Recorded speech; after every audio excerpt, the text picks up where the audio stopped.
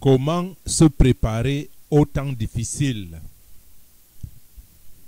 Bien-aimés du Seigneur, comme je l'ai déjà dit dans d'autres vidéos et je ne cesserai jamais de le répéter, nous prêchons un évangile de paix, un évangile d'amour, un évangile qui rassemble tous les fils de Dieu, les véritables fils de Dieu en Jésus-Christ. Nous ne prêchons pas un évangile de terreur et de peur.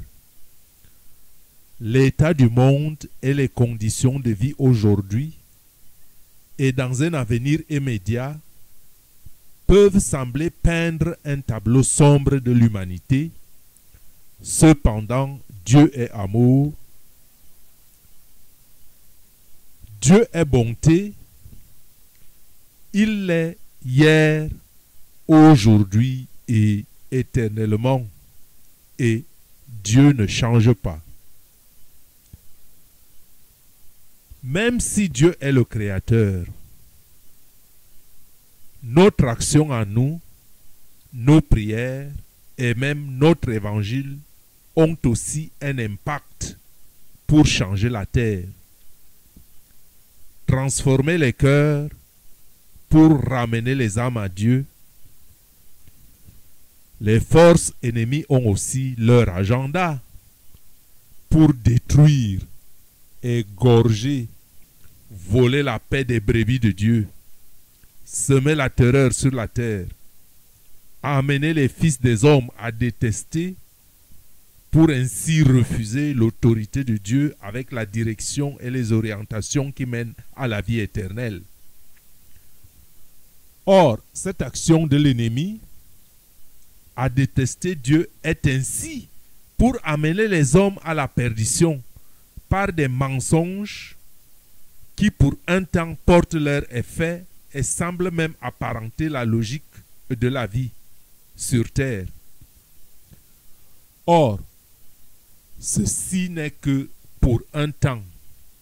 Et Jésus n'est pas mort pour nous donner une aisance matérielle terrestre passagère, mais bien plus la vie éternelle qui exige des sacrifices qui passent par la sanctification, parce que Dieu est saint et n'admet rien d'imparfait dans son royaume saint. Ce que le chrétien doit cependant savoir est que Dieu seul permet ce qui doit être et quand cela doit être. Et que même Dieu peut utiliser Satan pour bannir le mal que lui, Satan, a érigé et amené dans la vie d'un grand nombre. Comprenons que quoi que vous voyez et vivez, Dieu est juste dans toutes ses voies et les injustices perpétrées par le malin seront restaurées parce que Jésus enseigne qu'on ne peut pas empêcher le mal, mais que malheur par qui le malheur passera, comme on le lit en Matthieu au chapitre 18, verset 7. Malheur au monde à cause des scandales, car il est nécessaire qu'il arrive des scandales, mais malheur à l'homme par qui le scandale arrive.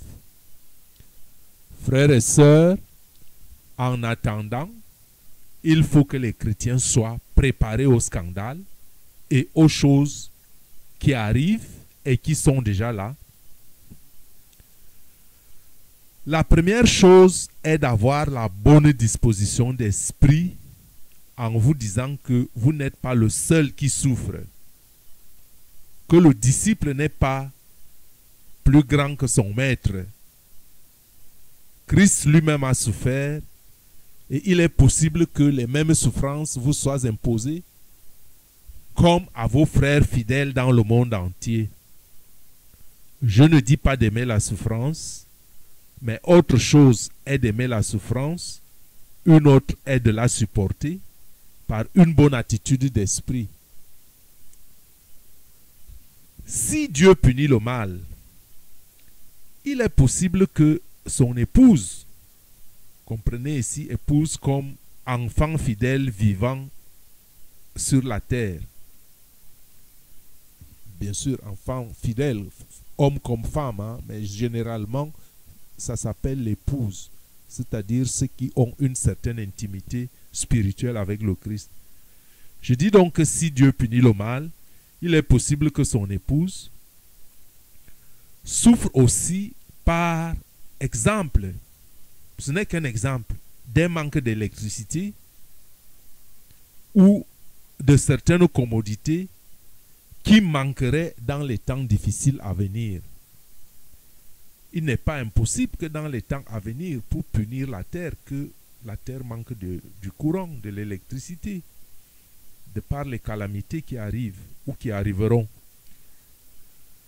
J'imagine, pour citer un autre exemple, que certains croyants étaient parmi ou bien ont dû subir des pertes et ont dû certainement aussi souffrir dans les zones que les incendies, les tsunamis, les tremblements de terre avaient frappé et ravagé. Il y avait certainement des chrétiens dedans, il y avait certainement les gens qui croyaient en Dieu dedans.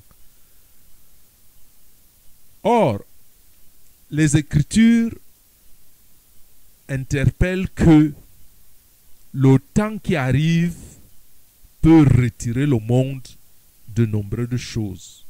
Je dis, le temps qui arrive peut retirer le monde de nombreuses choses. Par exemple, les commodités auxquelles nous sommes habitués dans certains pays. Je prends par exemple le cas de la lumière, comme j'ai parlé tout à l'heure, la lumière électrique, qui est une évidence, afin que dans la nuit, que nous voyions, que nous nous éclairions les rues à la maison. La lumière, le courant électrique, il y a le frigo. Aujourd'hui, c'est la vie moderne. On va acheter, on met des réserves de nourriture dans le frigo. Et s'il n'y a pas le courant, vous voyez la commodité comme la plaque électrique pour cuisiner, l'ordinateur. Je peux aussi prendre l'exemple, s'il y a une catastrophe ou s'il y a manque de gaz, s'il y a un dysfonctionnement de l'économie, comme cela a été le cas dans le cadre du coronavirus, où presque tous les approvisionnements étaient juste, il n'y en avait pas assez. J'ai vu des gens lutter pour avoir du papier hygiénique. Donc, si je parle par exemple que s'il y a une catastrophe et qu'on s'imagine qu'il n'y a pas le courant électrique, il n'y a pas par exemple le gaz pour se réchauffer. Certaines maisons sont chauffées à gaz. Le réchaud par exemple, pour cuisiner un repas chaud. Je peux aussi prendre comme commodité, je peux prendre par exemple l'eau. L'eau qui semble être une simple denrée que les autres n'ont même pas dans certains coins du monde. L'eau qui coule dans les robinets pour se baigner, pour faire la lessive. Donc si il y a les événements qui viennent et que ces commodités venaient à nous manquer, comment réagirez-vous? Comment considériez-vous Dieu? Or, si Dieu fait, ou tout au moins si Dieu laisse certains événements, tels que ces commodités viennent à nous manquer, il est possible que tous en souffrent, que même les fils fidèles, les fils de Dieu en souffrent de ce manque. Donc, je dis que si ces choses telles qu'il est prévu dans les temps difficiles venaient à nous manquer, il faut bien qu'on soit préparé et qu'on apprenne comment vivre sans les choses matérielles auxquelles nous nous sommes accoutumés. D'où le titre de ma vidéo, qu'il faut se préparer tout au moins en esprit. Ou alors il faut vraiment prendre aussi des dispositions physiques concrètes pour se dire, si jamais l'eau manque, qu'est-ce que je vais faire? Ceux qui ont les moyens peuvent acheter des grands fûts qu'ils remplissent d'eau, et si l'eau venait à manquer, bon, ils vont quand même s'approvisionner pendant un temps, 1 mois ou 2 mois ou 3, dépendant de la grosseur du fût. Si l'électricité venait à manquer, les gens pourraient peut-être se dire, bon, j'achète des bougies en quantité, je les stocke, ou des lampes à piles, ou autres moyens, chacun en fonction de ses propres moyens et de ce qui lui est facile à atteindre. Donc, frères et sœurs, il est nécessaire, en premier lieu, avant de prendre ces dispositions pratiques, il est nécessaire qu'on soit préparé spirituellement.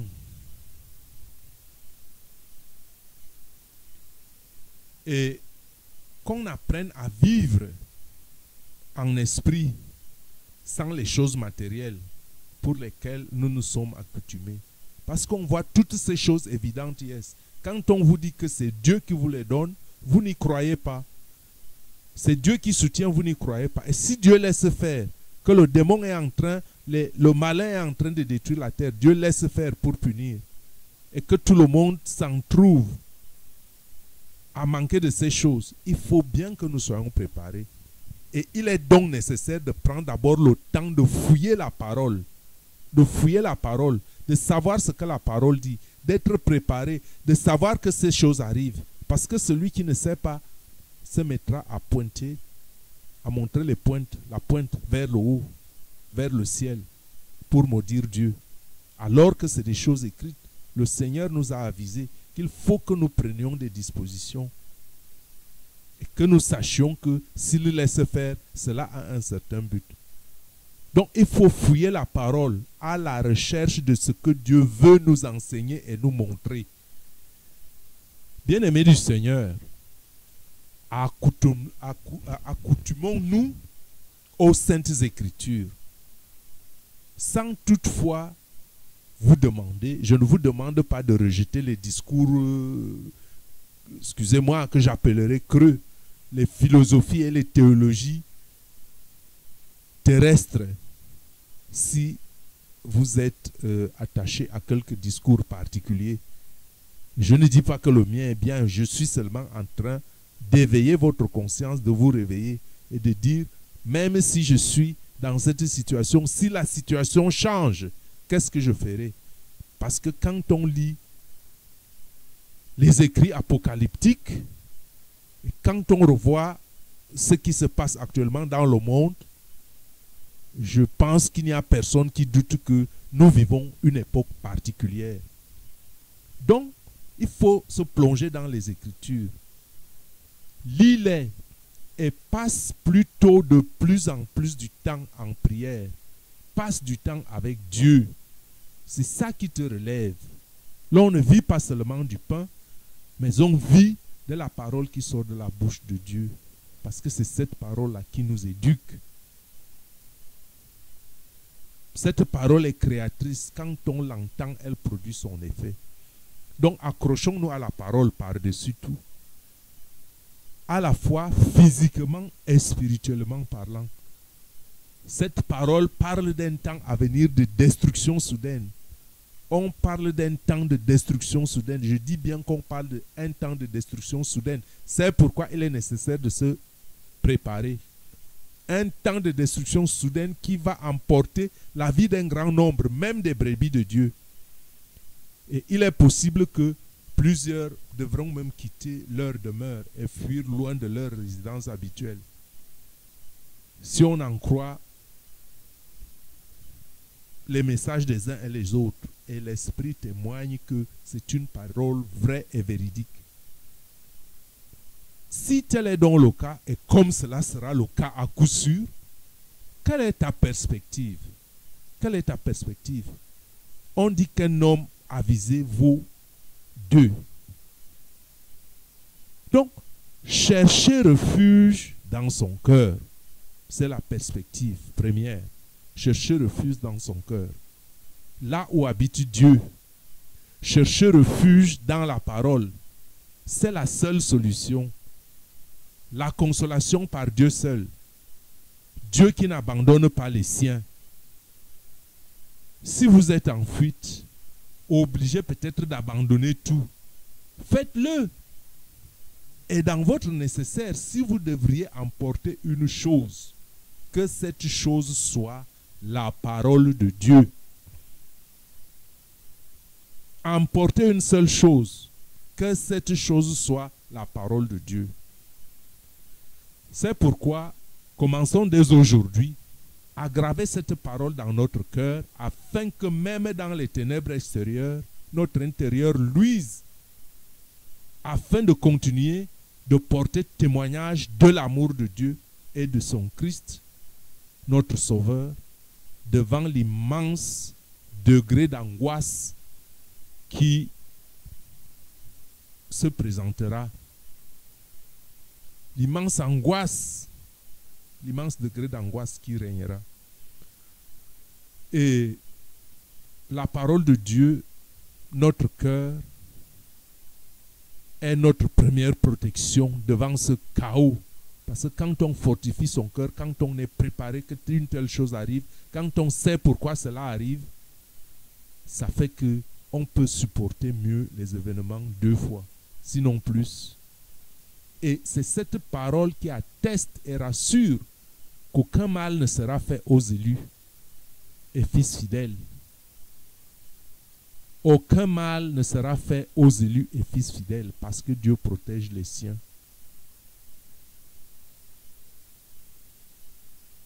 Et il faut que ces élus donc et ces fils fidèles, que eux à leur tour apportent de l'aide et du réconfort à un grand nombre dans le besoin, parce qu'on aura certainement dans le besoin, croyants ou non croyants.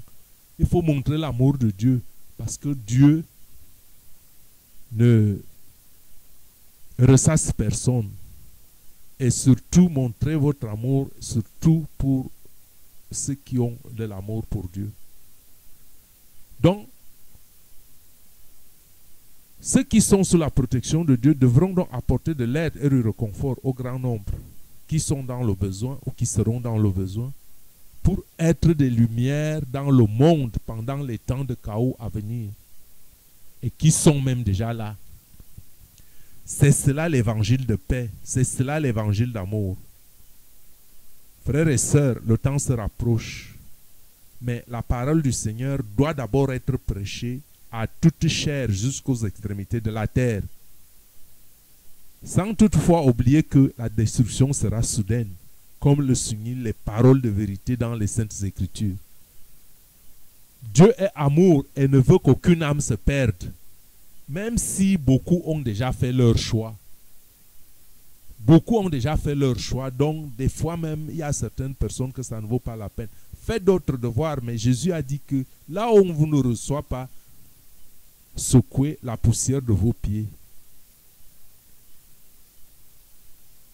Une tempête historique telle que le monde n'en a jamais connue et ne connaîtra plus jamais se tient à la porte.